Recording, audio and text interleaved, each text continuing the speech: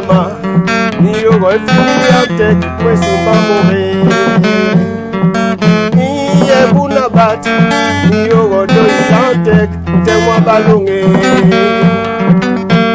iye bambama ni oro efuliante kwesumba more iye buna bat ni oro do ilante temwa balunge iye bambama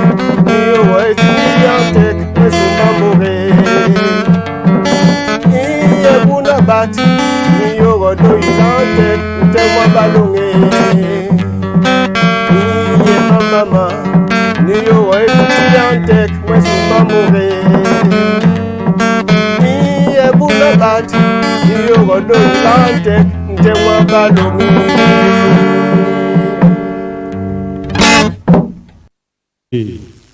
ebambama ebuna bati ni yoro ekumbiliante nte mwe sumamboko mwa fingise ba suna tiban miss onda ya bidinge dinge ya kanamba nga premier baba bese epolo na wogibe tifele kwa mi samyamboko tifele kwa mi samyanki na mbiamwa ilu saba tibo peti mi masoma saba titi mi kanamba nga premier masoma na mwa atelin nda enu ya bidinge dinge el ad muhammad rawat ta ba timo ti maso ojinja mulon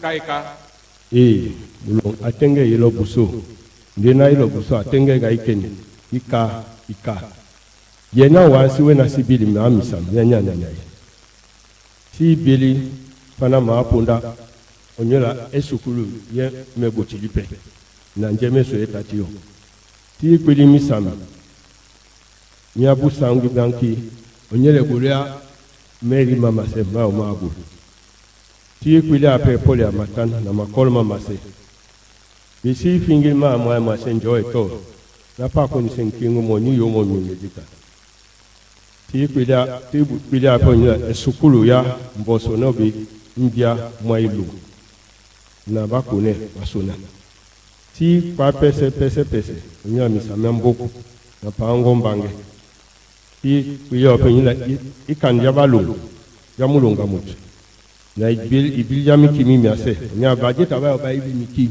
mimi ase ba mo ba ube meji ba mo ba na kento mbanga fa be ba ibi ko miki mimi ase ba ibi na mutayon zuwa ibi pesa ndode esumani ibi pesa ndum esumani na wono misami susiwe na ti buchime tatil o nyole bule wanye yasi mabuti bisi tati aipe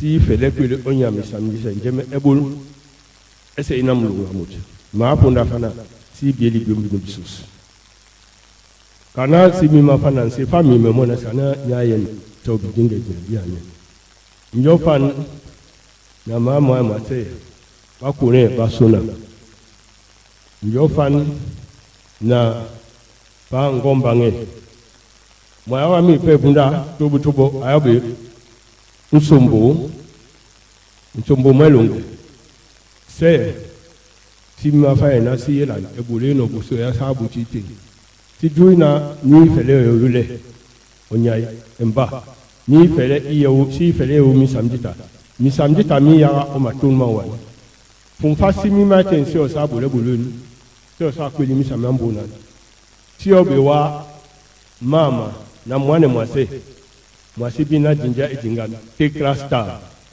mwa abese epole na sibola na o funde sus ya suwese onyola njeme tatil matul mama kolo mama ya okanamba nga premier ntek mwa balo ntemunu muikum muyobe mwa agochi mukunga na ono na nyepe ni banse maka misamisu mi bale nga bati pe biane mama msombo maya Somi buya somi mama abati pe itimbil bamba mabasus abanompunda itatise yukse bumbajenan gatimbil tubu ke sijo abesenginya na pitadi pan kila ne bula se puso ko be wan ko bubi ko be le aba maka sendimba sobi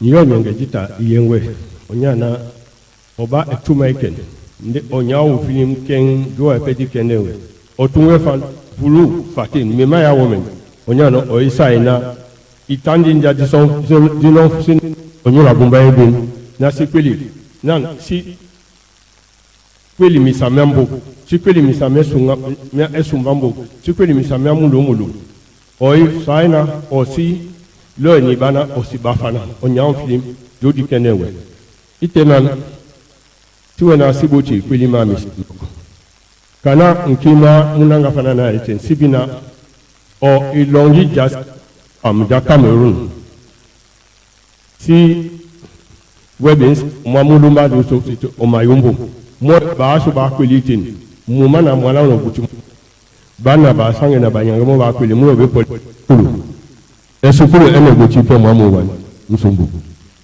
wa o polu no se ba so si bine sukuru eme botili e botili na misamnya na nyai baba wenga baba eweli kanu na baba bunsan yo baba e bunsani sibina bok mambo mako inu ejira mandiwo enyeti ituba epegili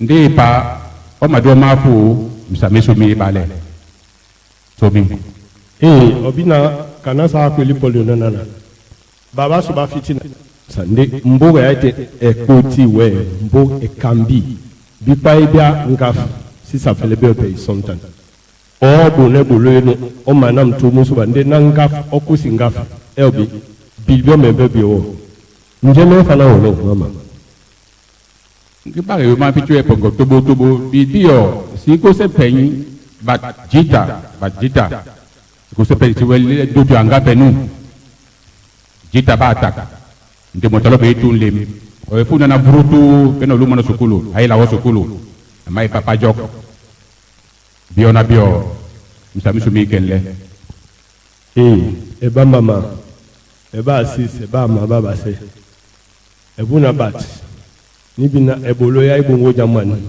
obe ebolo nen na se ebolo pastor obe ebolo na se ebolo dokita ni sieri ni yeye ni bolangoli anye ni kanera pe si joenu mo fixe ba sus na mo mena banse kanyo sa yombo na si bia nditeni mulo ensuba si bia mandama mase ba mama ba se ba nyanya baba pangilon kimwa ba lumun baba pangi fani bo chuvanketo pesa english onyana yo masa bo yo ani tondi ndise disi suil na nki mwa ba lo ombanga jobe tonjaji kendi pakese wona onyana mulunga obe mo mulunga si fendene mulunga obe nsamo aba fan aba pesa english aba omanyemen aba omjuwa maifan aba okokombo aba obo njuwa maifan yo njeba fingi pe wona personal pes before be no sus okumba fiango personal pes onguti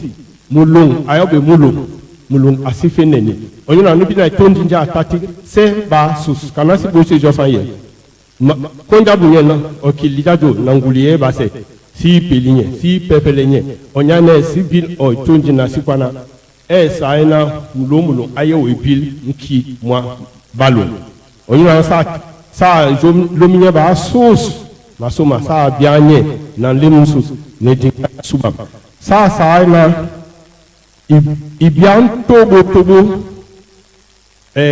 misonje miki yase fanate mbosonga bola nya esaseo ibia ilunja pipi ilunja kwong misonje wona be manya nilonji fingina mania no akin nde ma ponda fana ponda ngibe mama ema se ba ko ne basona ala ai kwana nya misamje to nyola njeme eyo mbia mwailu onya na misamio me abulu me ni bili nya somyo ombusa 21 onyola polia itachinya de mesabia mani atubu na itonjo dio ja meri mambanga ma yangu ma tilili itonjuno mama nsomba akwana se ayi tilise tubu njeme itonjuno dio na janiabi musonjabe mwamkibe anon bimilimilera aba mo abuson ki mo emu yene san ki mo abuson mama msomo ono eyo mama ibita so wejita na o metifana ke manu pe fana meri mama se maluma bubia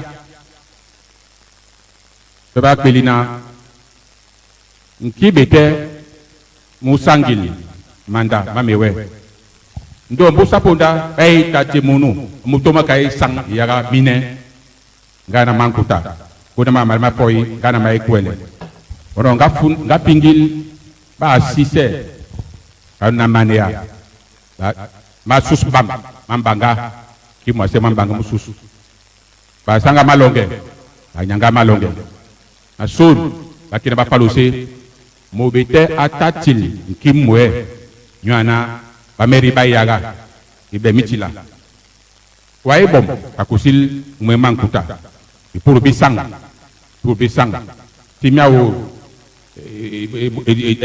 Paul yewe senko mok timiawo gitik utasanginki nyona bayaga wae bom akusinkuta tobi nde wono wamengo esitenkempe difundana matunma yeni nde nibina itondi no dio nya poyana Henriette ndale jake me mama se mo me mama ya matati Paul no na gomna bayo mombus batumbili na mkibe mubule bulu na musangi wo mengo SSI na sifunda na matuma na penyi kana saabia na wa ni ya yo humbia muna ni boti isangi miki nde wone ba bumbi onyana nki mwase mwanga me yenile nki mwase mwanga me yenile opes na pes opunde subama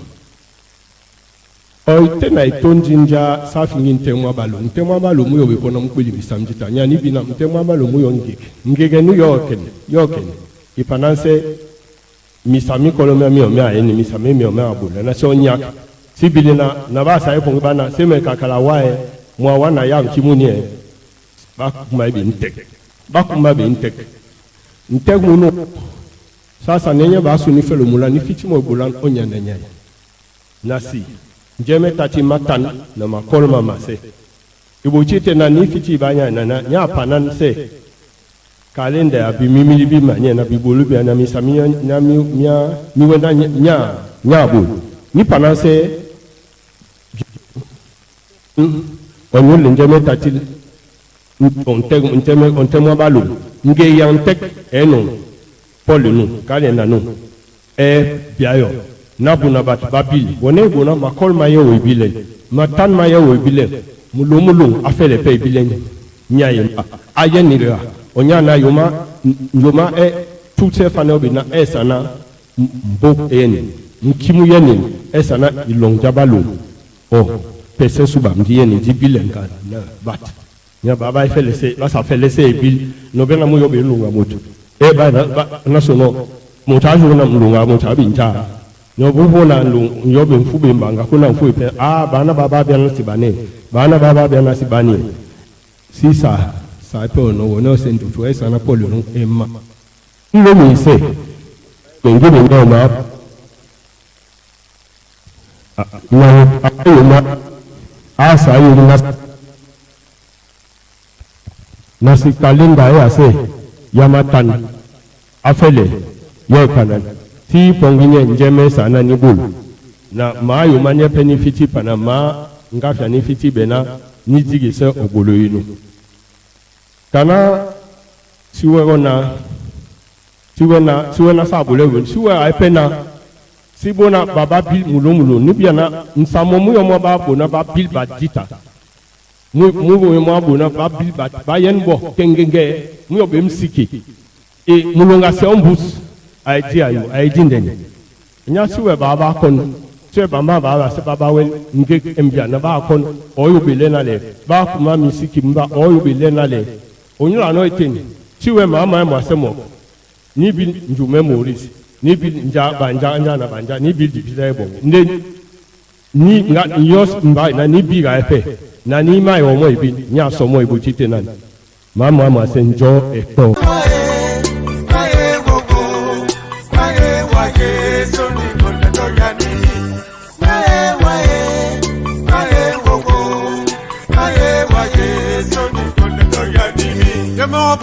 konoe. Emma yes abe jemo sambo mi kone. C'est pas tu no ki moi muyami. Jemo bola mi konoe. Bongo mingi bole. Osambo mi konoe. C'est pas tu no ki moi muyami. Omotasi la mimie. Omotasi agimie. Obola opilana jojo menidi sawowe.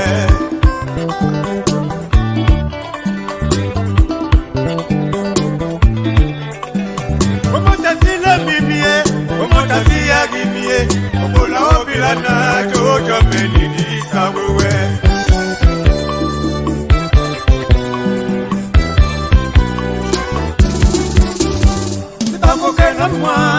Otona mingi tonide olonga kopinda binanja mangoli miyo isawoyo mae longa litongi manyaga tutomi tenie epa milemie ibanda maji mogwe isoni lagini usamwe tutomi tenie ebu mibike sama mama nyama tomi tenie isoni konda doya nimi.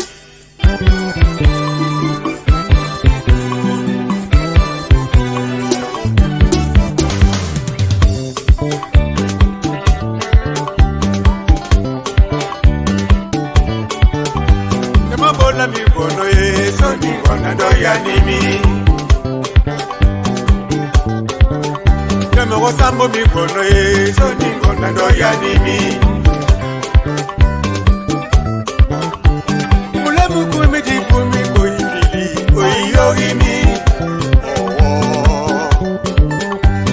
Ayo mama be ma itu weda mapupo.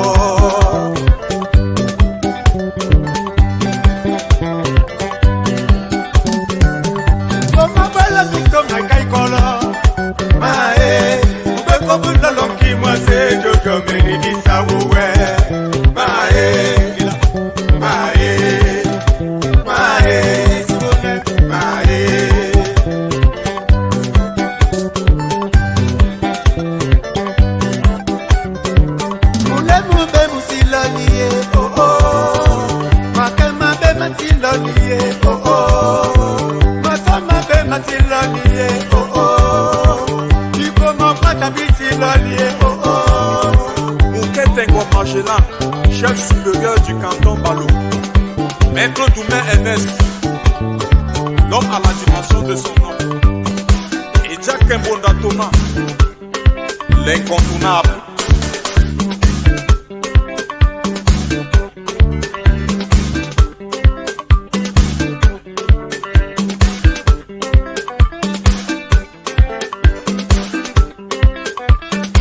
Poupée François, mon fils à moi. Maman Aline Doumé, toujours nyanga, toujours souriante. Dans sa mouton mouette, miao moi. Dans sa mouton mouette, miao moi. Dans sa mouton mouette, miao moi. Sisi on est, yela on est. Yombi miss, yombi mi fisonne. Non Marguerite Akumbi, Kumbo Eletonjo. De Yanina, aujourd'hui ma peau, demain la tienne. Si yen, on kima muyami, oyo mi qui sont en nom. Jodi au moins. Alors Yanana, Ikeselele, Isele. Kema bona mi bono e, soni bona do yanimi. Sambo mi bono e, soni kona doya nimi. Kema bola mi bono e, soni kona doya nimi. Kema sambo mi bono e, soni kona doya nimi. Kema bola mi bono e, soni kona doya nimi. Sambo mi bono e, soni ngona doya nimi.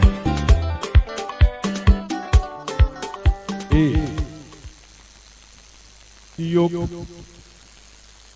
Ntek Mwabalo si o kumliante te mo su bambo yo ebol e panama mama enjoy to akoni sem kingemu mo musage se basu nganu pani fele bite yende singulu nganu pa to mima ya adana osianimi nti bi njeme ebo ma ko nde nso mo mai kwa ju mo poli mama somi bambama kaji manyeni ngando esagi se ikulu pa wan mama wa se director aiti se etik mbale tijete ndesa momuyo ma tayi ma ben yomo abafana ani animi mama do ni animi de opina onki ma se buku ma wadi asayani mo njemo ko ngati we dem tingi we mama yani tun ese mama da tumwe ditana tumbi eyala yani ni namjana yani mi nyano saibana ilondo dia dodulomi yani mi nani long kenge ni ba ni dambi matole kanani sangani nani tarabe ni la matui yonje yomanda yo nyano kana pili long kenge nkenge mwankoni namjana yani mi tidiana ni yadi njana yani mi nyano saibana ma ikon ya wele de diga wam titinye kongi poli ni eso tiba ha yo no de diga o eso tina inu sio tinga amba pau we na kono bia ikona sa so te kimusu bibili kala mo bimi yenan man diga mi me mo amaye mo pepe oi mi pongina oi banasi kana oyo nan yenan ayo mbale no idia pe so no kujana imba eso pondeni tu no no kusite nan na kwamba kingi wono na bote ya te ya mwandu wan me koi kasi kwa koi nyano no kusuma kapiti nyiti ayilo si obara mambi ha mo kuliwa mi pele mambi we yene mi oyo kwa matu mulumu yo po ela butu mama we yo mo panamo ni pun d'accord renu ya nukundi ombona edingane mpa ayo kombusie utaibie ma banana nyanu no lebu ba pamonyu babina miri jon na baba kana obu panange inamo onjiwo inamo oye nge opepe inamo we nde epeliwe na man kamu peliwe kimwati pani mandu kami au ile tendende pa yenina mwailu ayanina opibutili ibale ibana wan na yume pili ya ainya omi pili ne oye ngona yanu juma mwanu abulami ebomi nyinyi kana ikitalu libya no yelo obu wane nya tinyo na wa obu ye tumba ejugami no inokungo idina eyuami ombilambi ndobuti la pata pe onyonyoi wambom monyoke mbom maka onye ampupu benyi wejawo mo otana ngwa we mayani wewe ai honya tanang pana nye pe pani mama mosugi we yo no sugili omo suile pai suile pai esuba ti masontangayo wone sa ibiana misamemi kenwele punda po oloba ya ni otati yo buso naskana sepe na ntemwa balu sasa na mulonga mutu atati lo buso misamike ne mo bisele onyula no itati ni lo buso fifinja pe mama mase bako ne pan bako ne basuna na mbo efinde ebati pepe ne nya emba mama ba so ai wele bulu o ibunda je o musamo baba fe ba pa ndi mo abuti ona na be seke ma esukulu ya mbia mailo mambo kasi bi ya mbia mo tengeni mama ba ko nesuna punda iba kati mbiwe ikambini o ibogi me na otumbi mi eyala o ibona me na yen ebolo yakibotil o maguma mayara tibo ana ela ipokuto yena yel na mikambini ma ta kutil o musa bab ebolo no ebete nginya yeke yela obuto yena yel esukulu ya ndang masema elu o ibogi mulom o mbyang we abulil yala binu biala bia ya wele bi ombusa ifal onyona ifal ta fiona koloni ifal ba koloni se bo na si chef dieu ya yamate biala bimbon osawa iwel ifal bo kungo ewodi makogo basaba ifal na baya basi balong malimba na matanga bana ba damdam mana muwere muteba wo anyarana o njang ngailu biala biala ifal ya nyet wo bio ba juna we bini ba fele joy dina elonge nasi o ma plan yo iwel ma biala bang tunje wangki wayo wasafina jani ajailo ba mangengu ba esapa waya mafas mangengu malang waya mafas esapa muman waya mafas na ono wono ebele bitika bukate oitia esari na tim oiti odinu itil wo eba menere ta nyitil ka ya sa fingina mis ma ka yalu yanu eyo na France na alphabet yoni wani mis makatia ilum yoni wono eyo alphabet ayo fan wani awel mumaba mabiala na samba mai pinden ben na France na ikonsola awel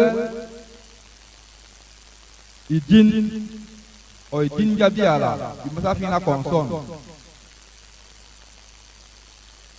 ntim o tintine iwe o idin jabiala we mumaba na yok o mbata jabiala awe nto idin jabiala wono eyobi konson mbata jabiala wono eyobi voye o eyala emba yetengen yesu mami yebutina konson katasina voye on tanwe yala iwel yala tabutina voye imana kinedial atipunda po oye edan o wayo itina o pon oyelo so kolise ke langil binu biala pan wani tata fina France na alphabet mit ma biala tiwel a wasi pesina a na ika ta sontana a wasi pena ika obena ika ono ifidendio o mbali ya isingil binu biala tiwel pe nasi o buti tiwel pe nasi is Tiwel.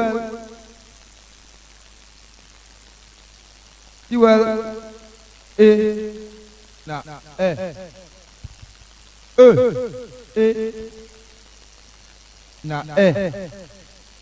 Na si. Tende. Nou aprende na. Wangala enfant. Tiwel fe. Na si fion.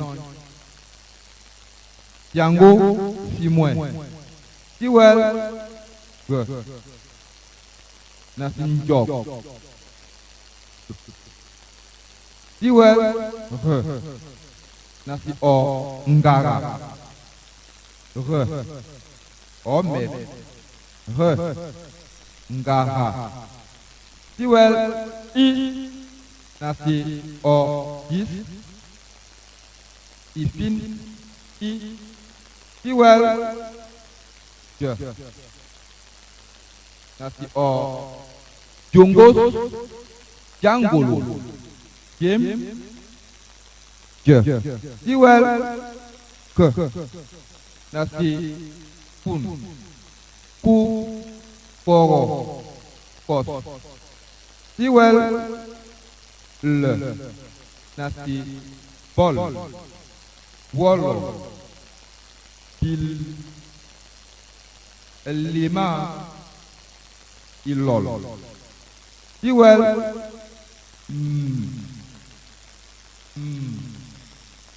Mbwa. Pol. Mbin. Mbet. Tiwel. Mbe. Uyem. Uyem. Ding. Ding. Tiwel. Mualan. Tiwel. Nde. Nde. Ndel. Ndel. Tiwel.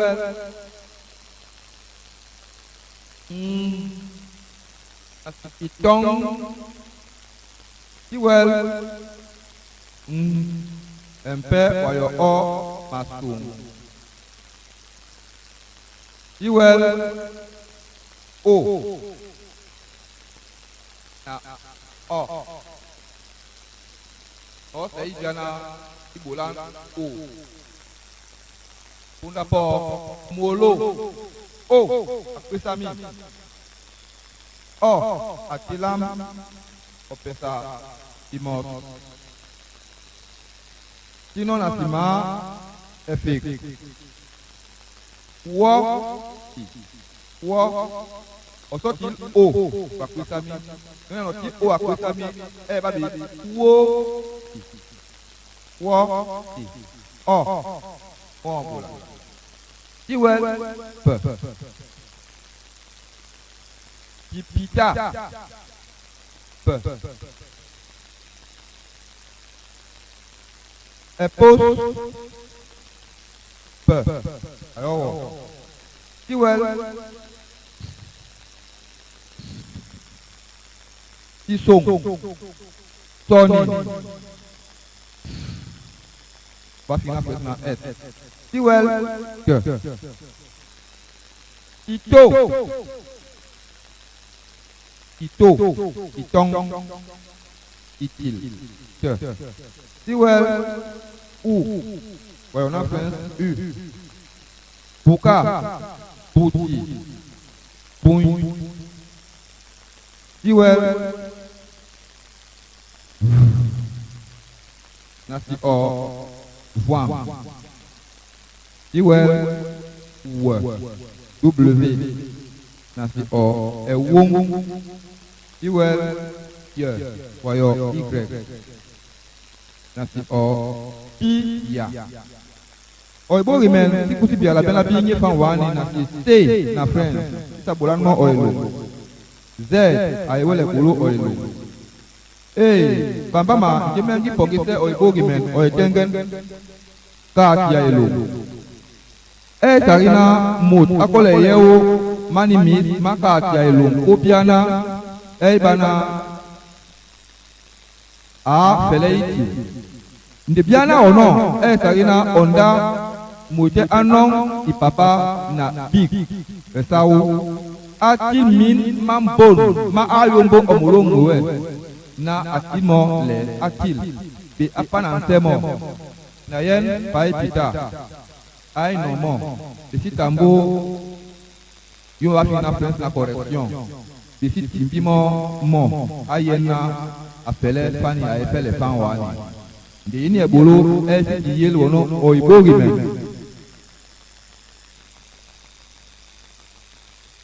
okay bamba si obumaje njemea eyo sensenya eyo be na silo ebina iwel muma ba ma biala na samba muma ba ma biala na yo onyola ikin na biala nto onyola mbata nsomye bi sa ba tibi mama mase akone basuna mwana no pone no susi usanse botese bosan esukulu yengwani ya mjama ilo onyana bajita ba yo mona ba fiti ilo njati labe ni bi wo mena ma apu na mwe wasi wel bibe na mjama ilo na kana punda etutse sa ilo buso si viti bia mi su sete o bembe ti ilo buso itena ni bina punde ipa si pondi ka jamulo si finge ba pa ba kwa na sabi ikan jamulo pesa fem lo ngafu bi apa o pesa mboe ni wana nyanje mebo ni aba pesa mboe ni nde kulung ayo be mulo si yenga to mi ki si yemania na babanya na bai pongise njeme tati polia ni kibi nde oboy men ti wena sa fama tochi jo je bia na sa kweli jo mama se joy to ayo na akoni se kingumo no muwe mandati ni yomole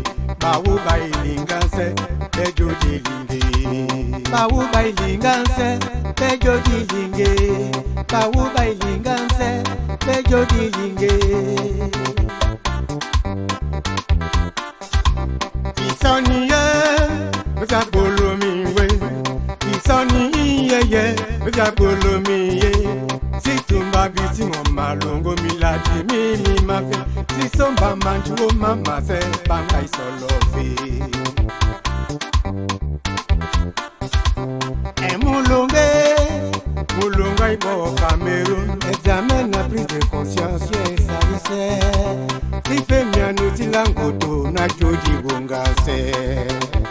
Yeah, yeah, yeah. Demelese.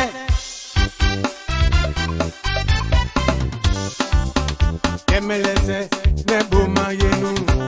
Iji chito mitenye, maso bambili miye. Demelese, nende mayenu. Na wango mingi bole, na tipende dibadilu.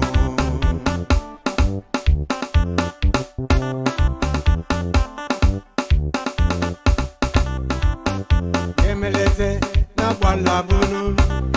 Dutu to mitenye, karamu indolo migege. Demelese, na buke bumbo. Nasi wane, nasi pende dibadilu.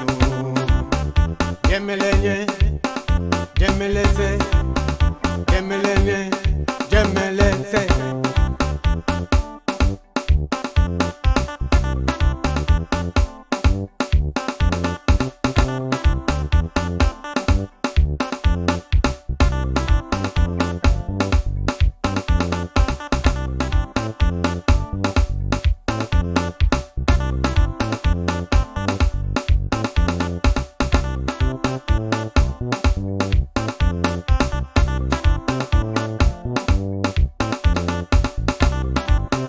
Demelenye, demelese, demelenye, demelese. Demelenye, demelese, demelenye, demelese.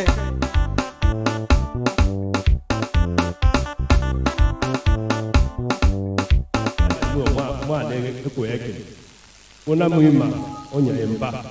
À mon bété, à sa monnaie, on a un sa montage, je fais des moyens, j'aime l'excès, j'aime essayer l'homme, à man, tout mon temps, on a une personne, elle de cette chose, on a comme qu'un yoté, c'est ça, vous bien mis ça. Ngasa, j'aime l'excès. Mama ona ojumina jemelese wangi bombuwe no mota chili tati semo lungu jeme mo bena jemelese mingi bena jeme tagise nwana misamitu maka ndesi kusipunda Mama wako ne wawo yo poli wawo yo Bad Peter, njemea nikufango ebugi mene. Di etwa ana njemelese mulunga moto ana tipino tana atmona ibinda momla mo ana ebugi fino iyaga ya bimeta yimulu yoyo. Atano iwe okuyu yabu bimelese yoyo. Tumi. Misami yo mitumwe misami tum maka. Ndekana punda eyo ebulu eyo yelo ebulu si duchi pole no mo ta duchi o obuchu bo e aduchi ko pese ga ko binti njeme mo lese njeme saina misa mifindi misami tuwa na lo chepe apele ni na simutu ayini na ko ayini na ni musuba na samo mama ta ise mu obina si yo kana ikena si fait le côté et puis pas jasio si fait le côté et puis mbo et assez Paul a si bimbo a se no e ta ise we onyo la no ngi jufu si se moi se gombange na abese ma alange se ma to manjeme e ombo njeme ombo ko apiteli mi sa mi su mi se kengenge abese nyuruma ni samya me atambo bambo ba nya na bi omi suba yo bi ba si kweli si ye wa na mi sam mi fele to na mi odi mi manjo to ayi na njeme lese teme si fele kusil ma be tu fele ko mi ko fa na oli no si bi kana si bona mbo epine mama bombange papa be se ke mama to manjeme yo njeme tambo mbo ya se so me mama di pita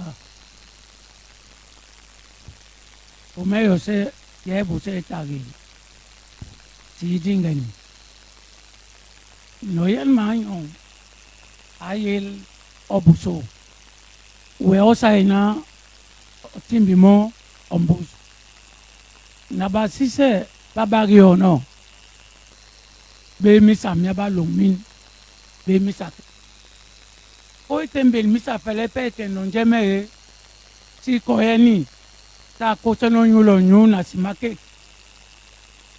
jeme wenjo menue mineni misa pele idulu batege wenwan nenwa wenwa sawe kwanan o pongi mona pumbu fe bayawe tokwana se wodo on esa yona asise ama ikena siboti dulu mato na motel susbam na ko matan makoli niyo matumba na mwana asenye ipongi mwana tikowo no eyo takemewa so me nde njemego tambuya esana oyibo imen baba kongo mulu bia na si punda eipa yasi non toti bi na yo me si ye wojo njeme mbo ya balu eobi na njeme mbo ya balu ngayo na si we bikali tu e misame nya na nde bajita ba ibi for mi o mama lu njita ba yo ba ibi mi yo mi san rolange se ma olange se min pen nam lunga mota wedin awe ga pe jina sasa enjoy amal dan jemi na njeme so me na mota ma meji gambo alo ibil ma biombio se balong si wel pikalindot nde pikali bilundot ya biyo si weyo ya ngifingi del mapunda ya enye isemfaten ya ba fingina njo ya mal si wel na si mwankume opiene modis ayone kali abulu o wel matam opiene momis bulu na bulu na otimipe ye lefina nlonga wele kali njo ya mal moma yo e kali abalum esus bam ofe owel ngando oyo na balong ba mapa abalong papa be lek njo ko mesi don njo gamal sem long iboti ngande mi keken en konko e kali amal yo e peko yo esi nde ngalunga epe yojin nasi pona mbamwa ne mpa nyela nkio ndumba konja une wa papa na mako eme ba yo abi kwai nasi ndong ndong ebe kalia ife ne yo ndong etati balan yoga ipe yobe bulu nasi mwanku nde nyenga epe omi dume ko apona mwanku akun isin fatin njeme buono na mwanku makundi semfaraten opienmo nde awos na awos nde opienmo numi subai sana sibilmio bio yeyo fo mal moma yo momo ken suba mayen o gomla yo e pa senki ko fe apien mwanku ga yembe mal okay si so mi dita si se mi penso me si se Sinjimba mbange mwa baso badindi fingi na jinja matuna nje dingana ngo lo rouge omo ma ese we sanwo no mo ma se ko fan si so mi dita na skana ngati minya baso maso monya na ni pafan sa na sibil bikali bibia se si ya wo bembemben pango mbanga be se mami tila ndi mi pe miyo ndi mi no ba mi pe mami pafan ni kwa na se mi sa mi pe manya na nyai sa sibil bikali be se sibil mbo ya se sibil mulo abinja ayo sibil na tuwe mangando maton na wono na simitek ntek mo muyo yo maiton ya mangano mama se onyelo yonga yombuna na skana babo babemi bapongi mina se meno elumbo chenjita na si fake itandi nen ya ntek mia palung tandi nen ja nteng ma balo Tekla Star ma ko se ndafan Madame Teclair matuke na mumane mwe musonje matuke ba sa ibandika opoli nu nya emba donc ngibe nye nomba eme fana nya opoli nu suban na mutawen samwa yu na njeme na bikwa ibinu biswa ni fingimi mutafingimi titachi kanasi sumji kagya poli nu itonja jafu eme nomba elbi mbonto na musamba ya busono mbonto na musamba mumala na samba mumani na bilal mumbwam na biba mbonto na musamba mumala na samba mumani na bila mumbwa na biba pogenu onyula bani ape mbonto na mumani mundibu na bini mumala na bini mumani na yok koyom na samba koyom na wonobe 0 esana te wobi mbia mwase mbia mo nyemba donc nomba no amade ogo mbonto na mumani na bini mumala na bini mumani na yok koyom na samba dipita bongana mfiti yumo na basusu babilmi onyana mulumo ema abuye ni we item o nda bidinge dinge ya kanamba nga premier ye be sepo nani esubam na siboti fa mi samema tatimbo sa timbi tenisen e ase baba tapembi kato na madu ma do di la se fele yogi nge e ase fele yogi o e fele yogi pes na pes baba tapembi kato na masoma masema fele na bidinge dinge ba na si maso François tiwe Elvis Joko my o console technique na chef de chaîne wa ko doni mi samiso Frank Zoami boba non dutu ba non ponde susna yombi biene ta bati petimbil Aj Muhammad Lawal asoma onyola wina ni atelise naskana sa timbi après Newtown discothèque ndaya mangando na ya mnyenge ba jawo babu mi samjita ba mwawo ba samangando ya Tekla Star titimbi boba asuma soma titimbi ga ncho eto masoma mapase yogi ma nyingi sema anyu isome isonga jo mwaji gimi samisuba Mulomfe Obuso Mulomfe Obuso Mulong Eka isome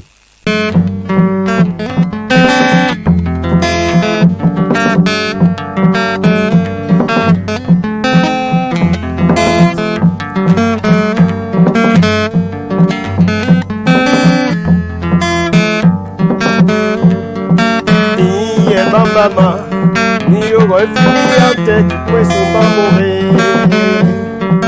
Iye buna bat, ni yo rodo ilante te mwa balunge. Iye mama, ni yo refugee ante kwesumba more. Iye buna bat, ni yo rodo ilante te mwa balunge. Iye mama.